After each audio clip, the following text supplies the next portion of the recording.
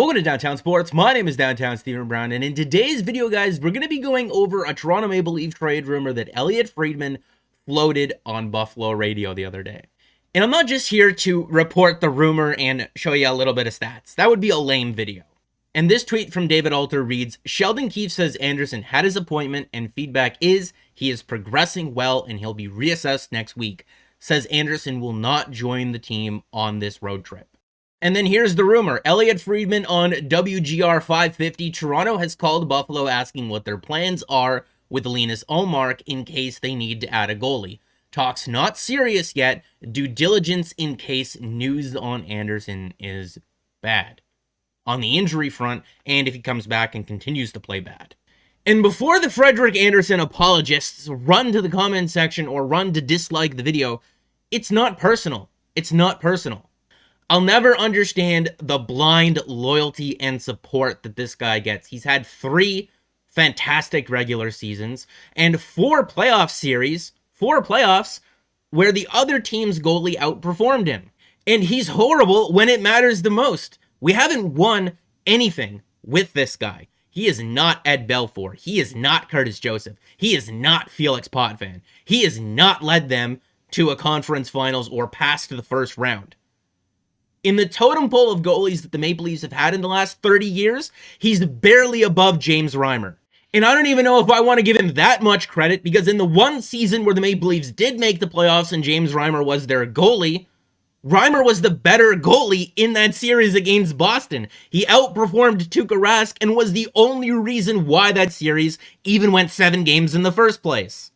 And don't get me started about the Lou Lamoriello truthers that are among this fan base. The worst thing that has happened to the Toronto Maple Leafs since drafting Austin Matthews is not taking advantage of the window of opportunity that they had while Matthews, Marner, and Nylander were all on their entry-level deals making under $1 million, and they had a goaltender that was in the Vezina conversation. Why they didn't take so much more advantage of that is beyond me. The best that they got in terms of help to that team, Patrick Marleau in his first year here was good, was Nikita Zaitsev signed for forever and Ron Hainsey in terms of defensemen. And if you're one of those Lou Lamoriello truthers in the comment section that are disliking the video and leaving ridiculous comments in the comment section right now, I'm not praising Dubas. I'm not. You can say a good thing or a bad thing about the two without mixing the conversation, okay? Dude, the Kadri trade was an abomination. Basically gave away a guy who was the heart and soul of this team for nothing. A frustrating Alex Kerfoot and an even worse Tyson Barrie. But in the 3 years that Dubas has been here, he's brought in Jake Muzzin, TJ Brody, Justin Hull. Okay. Those are some names. Those are some guys who have played well. Ron Hainsey and Nikita Zaitsev to help a team that had a Vezina quality goalie and 3 of the best young players that we've had in the entire franchise's history making under $1 million. That's the worst thing that happened to the Toronto Maple Leafs since drafting Austin Matthews. And if you care as much as me, if you're as passionate as me, your blood is boiling right now, and that is not where I intended this video to go to, so I am very sorry. But my point, if you could take away anything from that rant to apply to the now, because the past is the past, we can't do anything about it. My point is that the Maple Leafs should have taken much more advantage of a unique opportunity and situation that they had in front of them, and they didn't. So when I tell you that there is no option that involves Frederik Andersen coming back and playing games for the Toronto Maple Leafs if he were to be healthy, you can take that to the bank. And I'm going to show you why. The Maple Leafs being better off without Frederik Andersen is rooted entirely in his play right now, his ability to stay healthy, and 3, the amount of cap space that they could save and the other upgrades that they can make to this team, even if they had to retain 50% on him. But it is not my intention to bring you to a negative headspace when you're watching this video. I don't want you to imagine the Toronto Maple Leafs faltering and not having success. I want to be able to portray a way in which they can have success. But also while being objective at the same time. All they have to do to be 8 wins away from the Stanley Cup, to be 4 wins away from the Stanley Cup final, and it's so painful. So many of you are probably so annoyed for me repeating that throughout all of these videos, basically. All they have to do to be in that situation is to be the best team in Canada. Now, okay, it's important to note that this trade right now, the numbers that you're seeing on the screen are for trade deadline day.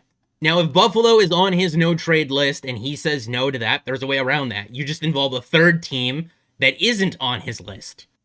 And the number on the calculator there is the amount of money that the Buffalo Sabres would be saving in real dollars if they were to do this trade.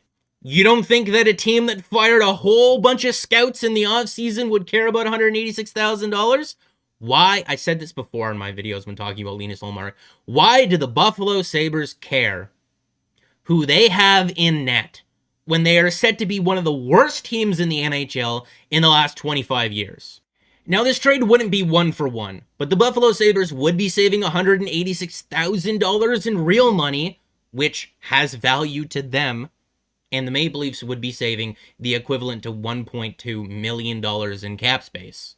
Now, you have to ask yourself this question. If the Maple Leafs don't do a trade for a goalie and Andersen comes back next homestand, who's your starter going into the playoffs? Who is it? Is it Campbell or is it Andersen? And if it's not Andersen, why aren't you trading this guy? Because if you go into the playoffs with Andersen sitting on the bench, that is wasted cap space. That is wasted cap dollars that's just sitting on the bench doing nothing for you when it could be another defenseman, when it could be another forward, when it could be center depth. If you need to toss in a C-level prospect and a later mid-round pick to make this deal happen, you do it. Maybe one of those assets goes to the Buffalo Sabres and the other asset goes to the third team that maybe possibly is involved in this deal.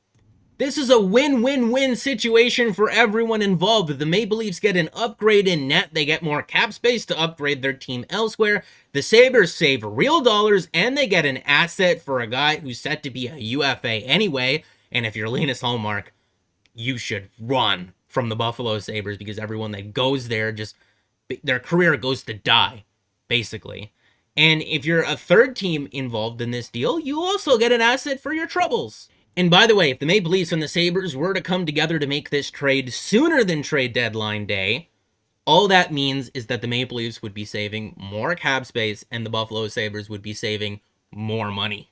So let's continue this. What upgrades can the Toronto Maple Leafs make? Well, I've been a huge advocate for getting a defenseman who you can slot in on the third pair that if you needed to, you can move higher up in the lineup. Let's say a Jake Muzzin or a TJ Brodie were to get injured, you can have someone who you can slide up in the lineup, who's played steeper competition, who is too good, basically, for the third pair, but just not good enough to be a full-time top four defenseman.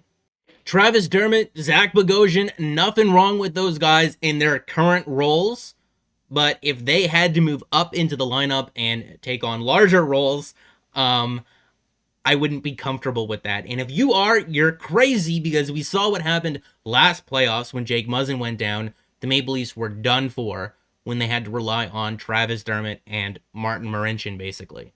John Merrill, even a guy like Mike Riley, if there were an injury to Jake Muzzin, you could have them playing on your third pair and you can move them up into the top four confidently. Because right now, in their current roles with their teams, they're playing against much steeper competition than they would be facing if you were to be playing them on third pair. Travis Dermott is producing the results that he is currently producing in a heavy sheltered role on that third pair, getting fed a lot of offensive zone starts. John Merrill on the Red Wings is playing up against steep competition and is also doing it in the defensive zone if you look at the splits. So you want to come out of the Canadian division and be in the Final Four. How about getting a defenseman from Ottawa that is playing against all of the Canadian division's top lines? A guy like Mike Riley, who is getting a bunch of defensive zone starts, but still finds himself drastically on the positive end of the shot attempt share. By the way, whether they deal Andersen or not, those two guys, you should be looking at them regardless. In this situation, you've upgraded your goalie situation, you've gotten another defenseman, you still have Travis Dermott, and you still have cap space left over to potentially maybe go out there and get another forward. Now, the money situation is very dependent on what specific day you would make these trades on.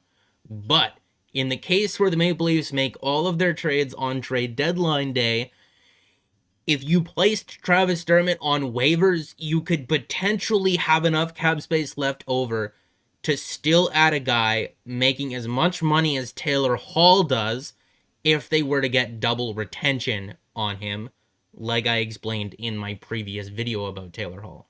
And that is not me saying to go out there and get Taylor Hall and add him to this team.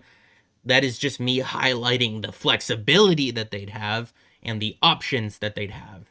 And of course, if the doctors determine that Andersen is not healthy enough to come back between now and the end of the regular season, the Maple Leafs just chuck him on LTIR and you would have even more cap flexibility available to you. Like I already highlighted, Andersen coming back and playing games for this team is not an option. It is just not. But in the other two scenarios where they place him on LTIR for the remainder of the regular season or they trade him away, I don't think it's an option to not get another goalie. There's 20 more games between now and the end of the regular season.